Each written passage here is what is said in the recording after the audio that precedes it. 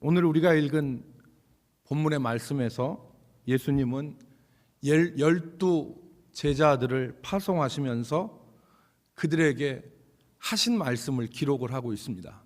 예수님은 제자들을 세상에 보내는 것이 내가 이리 가운데로 양을 보내는 것과 같다, 그렇게 말씀하셨어요. 이리 가운데 양을 보내는 것 같다. 예수님은 그러한 상황 가운데서 전도자로서 제자들이 어떻게 행해야 하는가를 말씀하셨습니다. 즉 보내심을 받은 제자들로서 그들의 삶의 모습이 어떠해야 하는가를 말씀하신 것입니다. 오늘 본문의 내용이. 그런데 이것은 단순히 전도자로서 12 제자들의 삶의 모습만을 의미하는 것이 아니라 오늘 세상으로 보내심을 받은 우리 그리스도인들의 삶의 모습에 대한 말씀이기도 합니다. 오늘 마태복음 10장 말씀을 통해서 우리는 우리가 어떠한 존재인지를 확인할 수가 있습니다. 첫 번째로 세상에 사는 그리스도인들은 능력의 사람들이라는 사실을 우리가 꼭 기억하기를 바랍니다. 세상에 사는 그리스도인들은 능력의 사람들이다. 능력의 사람들이다. 오늘 예수님이 보내신 제자들의 이름이 2절로부터 4절에 나오는데 12를 보내셨습니다.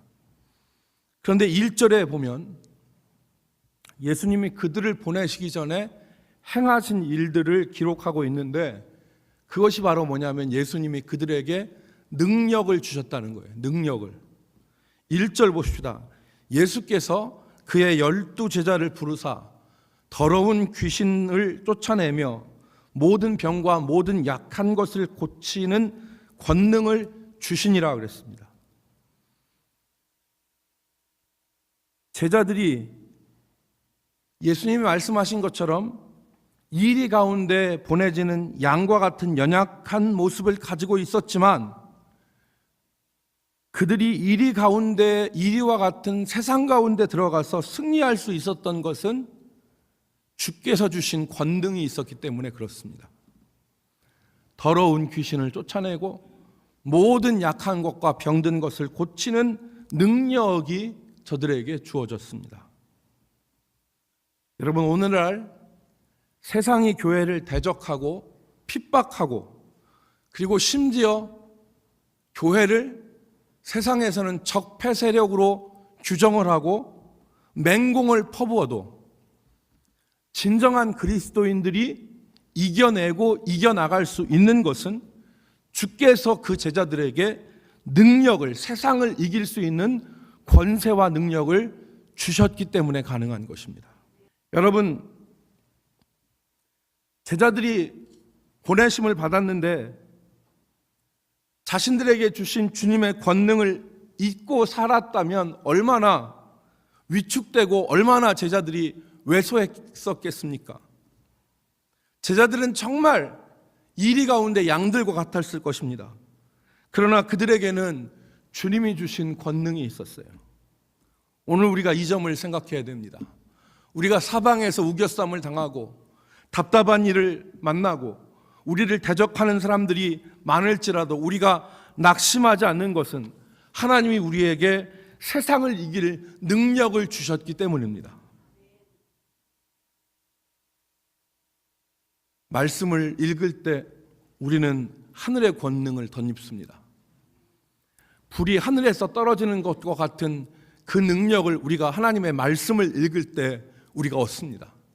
하나님의 말씀을 읽을 때 우리 개개인은 연약하고 부족하지만 우리가 하나님의 말씀을 읽을 때 하늘에서 불이 떨어지는 것과 같은 능력이 그 말씀을 읽는 사람들에게 임합니다.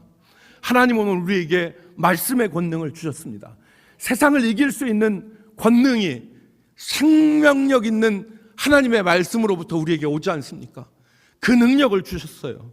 우리가 기도할 때 세상을 이길 능력을 하나님이 우리에게 주십니다. 하나님이 우리에게 기도할 때 하나님이 우리에게 세상을 이길 능력을 주시는데 시편 27편 5절 말씀에 보면 이렇게 시인이 얘기합니다. 여호와께서 환난 날에 나를 그의 초막 속에 비밀히 지키시고 그의 장막 은밀한 곳에 나를 숨기시며 높은 바위 위에 두시리로다. 여러분, 우리 자신으로는 세상을 이길 수 없습니다. 그러나 기도할 때 하나님이 장막, 초막, 은밀한 곳에 우리를 숨기시고 우리를 비밀한 곳에 숨겨두시고 보호하시고 높은 곳에 두시는 그 능력을 덧입지 않습니까? 두 번째, 세상에 사는 그리스도인들은 사명의 사람들입니다. 오늘 보내심을 받은 제자들은 사명의 사람들이었어요. 본문 5절로 7절 말씀에 보면 예수님이 제자들을 보내시면서 사명을 주신 것을 우리가 알 수 있습니다. 5절과 6절 보십시다. 거기 쭉 보면 이르시되 예수님이 이방인의 길로도 가지 말고 사마리아인의 고을로도 들어가지 말고 오히려 이스라엘 집에 잃어버린 양에게로 가라. 나중에 예수님은 제자들에게 온 유대와 사마리아와 땅끝까지 이르러서 내 증인이 되라고 하셨습니다. 그러나 이때 예수님은 오직 이스라엘 집에 잃어버린 양들에게로 가라. 이방인의 길로도 가지 말고 사마리아인의 고을로도 가지 말고 오직 이스라엘의 집에 잃어버린 양에게로 가라. 이게 그들의 분명한 사명이었어요. 베드로와 안드레와 야고보와 요한과 빌립과 바돌로메가 다른 유대인들과 별반 다른 것이 없었어요. 그들의 생김새도 다른 유대인들과 같았고 그들이 살아가는 방식도 다른 유대인들과 별반 다를 것이 없었어요. 그러나 그들을 다른 유대인들과 구별하는 것이 있었는데 그것이 바로 뭐냐면 주님께 받은 사명이었어요. 사명이 그들을 구별했습니다. 사명이. 여러분 생각해 보십시오. 오늘 내 삶이 세상 사람들과 별반 다를 거 없고 내가 그리스도의 사람인지 주님의 자녀인지 긴가 민가 하는 상태에 있습니까? 우리 가운데 그런 사람 많죠. 내가 그리스도인인가? 내가 하나님의 사람인가? 긴가 민가? 거기에는 분명한 원인이 있는데 그 원인은 나에게 주어진 사명을 내가 잊고 살아가기 때문입니다. 사명을 잃으면 자기가 누구인지를 몰라요. 사명이 분명할 때 내가 누구인지가 확고하게 되는 거죠. 오늘 우리에게 사명이 무엇입니까? 성경을 읽어보면 두 가지로 정리할 수 있습니다. 첫 번째는 일어나 빛을 발하라는 것입니다. 일어나 빛을 발하라. 너희 착한 행실로 세상 사람들이 아버지께 영광을 돌릴 수 있도록 일어나 빛을 발하라. 이게 우리에게 주신, 그래서 너희는 세상의 빛과 소금이라고 한 것이 우리의 사명 아니에요? 두 번째로는 영혼 구원하는 일입니다. 주변 사람들에게 가서 그들로 제자를 삼아 말씀을 지키게 하는 것이 우리의 사명이에요. 첫 번째는 일어나 빛을 발하는 것이고 두 번째는 가서 제자 삼아 말씀 가르치는 영혼 구원에 있는 것입니다. 이게 우리의 사명이에요. 세상에서 그냥 세상 사람들처럼 먹고 마시고 놀고 그렇게 사는 존재가 아니라 우리에게 하나님께서 주신 사명이 있고 그 사명을 감당해야 될 존재가 바로 나라는 사실을 기억하면서 사는 것이 오늘 우리의 모습이어야 됩니다. 올해는 정말 여러분 돌아보세요. 내가 지금까지 교회를 다니는데 나 때문에 예수 안 믿는 상태에서 예수 믿게 된 사람이 내 곁에 있는가? 나는 교회를 다니면서 하나님의 은혜를 말하지만 한 명도 내가 교회로 인도하지 못하였다면 나는 사명을 잊고 사는 사람입니다. 세 번째, 세상에 사는 그리스도인들은 은혜의 사람들입니다. 오늘 예수님은 제자들이 은혜의 사람들이라는 사실을 말씀해 주셨습니다. 오늘 9절과 10절을 보십시오. 9절과 10절에 보면 너희 전대에 금이나 은이나 동을 가지지 말고 10절 여행을 위하여서 배낭이나 두벌 옷이나 신이나 지팡이를 가지지 말라. 이 말씀은 아무 준비 없이 사명을 감당하라는 말씀이 아닙니다. 예수님은 준비 없이 즉흥적이고 무계획적이고 무대책한 전도를 말씀하신 것이 아닙니다. 왜 예수님은 그런데 필수품인 전대나 배낭이나 옷이나 지팡이를 준비하지 말라고 하셨을까요? 그것은 하나님이 은혜로 공급하여 주시기 때문에 그렇습니다. 8절 말씀을 통해서 분명히 알 수 있죠. 병든 자를 고치며 죽은 자를 살리며 나병 환자를 깨끗하게 하며 귀신을 쫓아내되 너희가 거저받았으니 거저주라.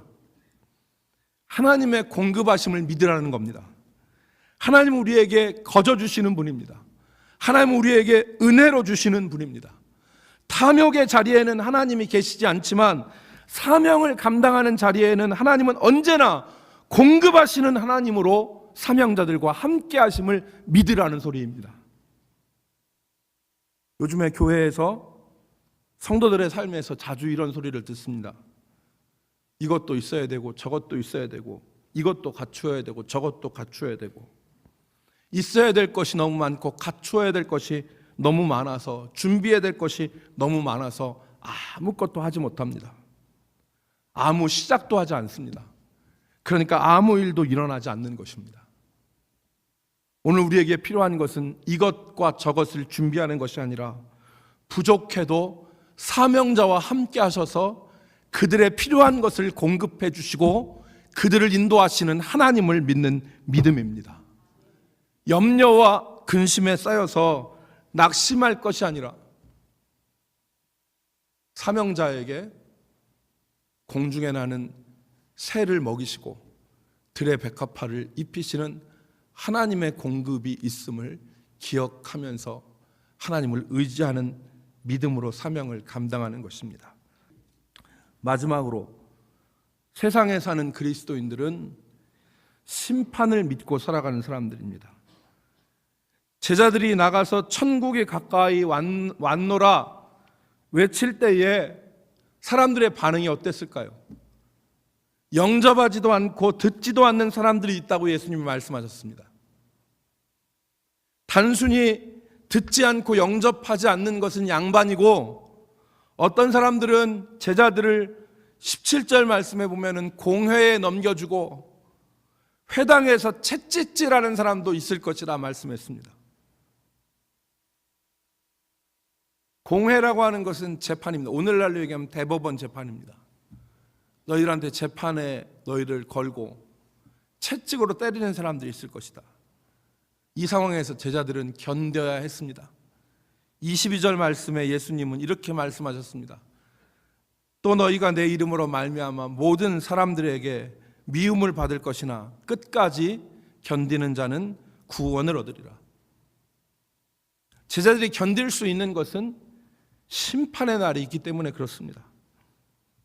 자신을 영접하지 않고 듣지도 않고 그리고 핍박하는 사람들을 향해서 다투거나 대적하는 것이 아니라 단지 그 집이나 그 성에서 나올 때에 먼지를 떨어버리는 것, 그것은 제자들이 심판을 믿었기 때문에 그렇습니다. 발에 먼지를 떨어버리라, 이 말은 보복을 해주실 하나님을 믿으라 그 말이 아니에요. 내가 지금 억울한 거 나는 지금 안 갚음하지 않지만 하나님이 너한테 다 갚아주실 거야, 이런 말이 아니라 하나님의 심판이 있음을 믿으라는 거예요. 사랑하는 성도 여러분, 말씀을 정리하겠습니다. 오늘 주님은 제자들을 세상에 보내시면서 제자들이 어떤 사람이 되어야 되는가를 말씀하셨어요. 제자들이 권능의 사람이라는 것, 제자들이 사명의 사람이라는 것, 제자들이 은혜의 사람이라는 것, 그래서 하나님이 모든 것을 공급하여 주실 것을 믿고 부족해도 믿음으로 나가서 사명을 감당하라는 것, 그리고 심판이 있음을 믿고 사는 사람들이라는 것을 오늘 본문을 통해서 말씀하십니다. 오늘 우리들도 이 세상에서 보내심을 받은 제자들로 살아갈 때에 우리가 어떠한 사람이라는 것을 분명히 확신하여 주님의 제자들로 분명히 살아갈 수 있는 은혜가 있기를 주의 이름으로 축복합니다. 아버지 하나님, 우리가 세상 사람들과 얽혀서 뒤엉켜 살아가지만 사명을 잃어버리고 우리의 존재를 잃어버리고 살아가는 자들 아니라 우리가 어떠한 사람이라는 것을 분명히 확신하며 살아가게 하여 주옵소서. 그래서 마지막 날에 주님을 배울 때 정말 우리를 불러주신 그 주님을 기쁨으로 맞이할 수 있는 저희들 되게 하여 주옵소서. 예수님의 이름으로 기도 올리옵나이다. 아멘.